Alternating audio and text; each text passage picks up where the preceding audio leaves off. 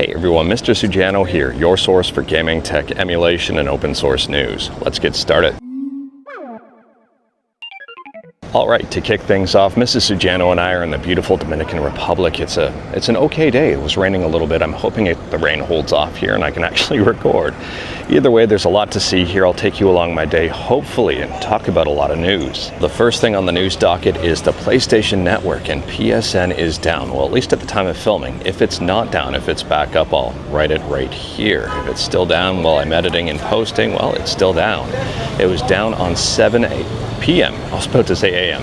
It was down at 7 p.m. Eastern time on Friday, just in time for the weekend. Super duper if you're excited about playing games on the weekend, because PSN is down, and that's everything.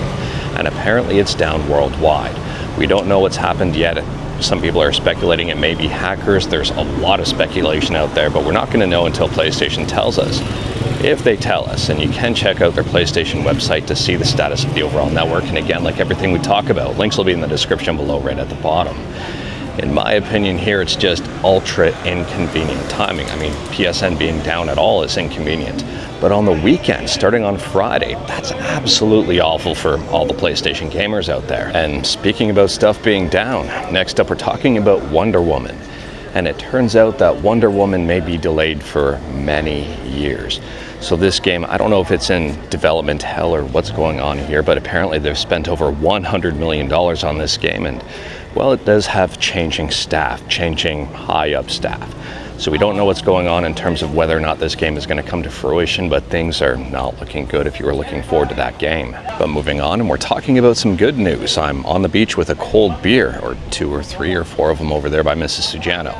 Anyways, next up we're talking about EA and Denuvo, and it turns out that EA has removed Denuvo from Immortals of Aveum, so you can rejoice and I guess cheers. And speaking about friendly heads up about stuff, next up we're talking about Winlator and Turnip drivers.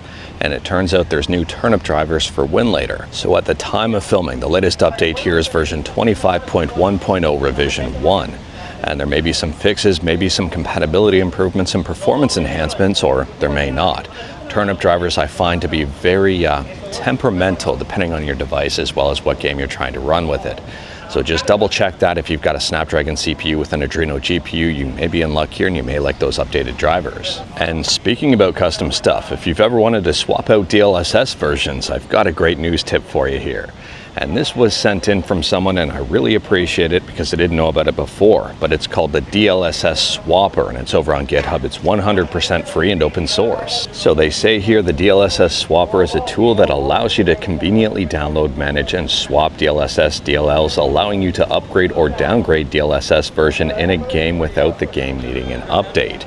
And this only applies to games that use DLSS. So at the time of filming, version 1.1.5 is the latest update, and with this update there's a number of bug fixes, and it's worth pointing out this process might not necessarily be the smoothest, but it is a process. If you've used DLSS Swapper before, let me know your thoughts about it in the comments below. Moving on and talking about graphics stuff, and next up we're talking about the Nvidia RTX 5080 laptop GPU. And some early tests have come in showcasing that it may be about 16% faster than the RTX 4080. Now, unfortunately, with this early testing, I've got no idea on what wattage was used, whether or not the laptop was plugged in or on battery, or what exactly is going on. But 16%, I mean, it's great if you're on an older laptop and we're looking to upgrade. But if you've already got a laptop with a 4080 laptop GPU in it, I don't necessarily think it would be worth upgrading your laptop just for the 5080. Maybe I'm wrong, maybe that's a hot take, but I don't think so. And speaking about GPUs, kinda, next up we're talking about EVGA. And if you're interested in the EVGA forums, you'll no longer be able to post there.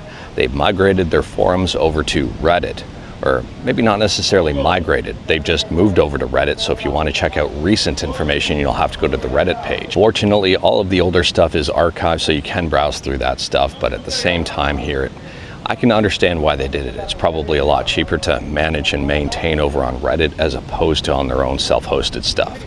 Either way here, the older stuff will still be available, and the newer stuff you'll have to check out Reddit for. Not gonna lie here, I am very curious on your thoughts on the matter. Do you think Reddit makes things more accessible? Do you think it's better? Or do you think the forum format is better? It seems that people are torn between the two, and some people are very upset that they've moved away from forums, and other people are very happy that they moved over to Reddit. And speaking about happy, next up we're talking about one of my more favorite games recently, and that is Balatro. I mean, I've enjoyed Balatro this year and last year, and I think it's a fantastic game if you haven't checked it out. Anyways, Balatro is due for a very big update, and the developer behind this one, Local Thunk, has been keeping his cards close to his chest. Unfortunately, we don't know the overall scope, what's involved here. We do know that there's probably some Joker updates, some gameplay tweaks, and even more here. But there is going to be an update at some point this year, and it should be exciting. And last up here, we're talking about something I don't normally talk about on this channel, but I'm curious to see if people are interested. And that is Amazon Fire TV. So it appears that Amazon's going to be bumping the Android version to 14. It currently uses a flavor of Android based on version 11. Unfortunately, I don't know what models this is going to apply to and whether it's just going to apply to new hardware and that's it. We'll have to wait and see here, but if I was a betting person, and I'm not, I would assume it's only going to apply to new hardware and that's it. Now, the interesting thing here that people are noticing is how it's all worded. So previously, Android Fire OS 8 is based on Android 11, and they're saying here Android 14 based operating system, which may not be Fire OS anymore. And they say here, for example, users might run your app on a Fire OS 5, Fire OS 6, Fire OS 7, Fire OS 8, or Android 14 based Fire TV. So I'm wondering, will this just be Android on their new TVs? But anyways, that is all I've got for you in this one. Straight to the point, all stuff and no fluff. There's definitely no fluffs down here at the beach. Anyways, we talked about a bunch today. Feel free to discuss anything we talked about in the comments below. If you like this video, leave a like. If you didn't like this video, leave a like. Hit that subscribe button, check out my other videos. Don't tempt fate, save your state, and I'll see you tomorrow.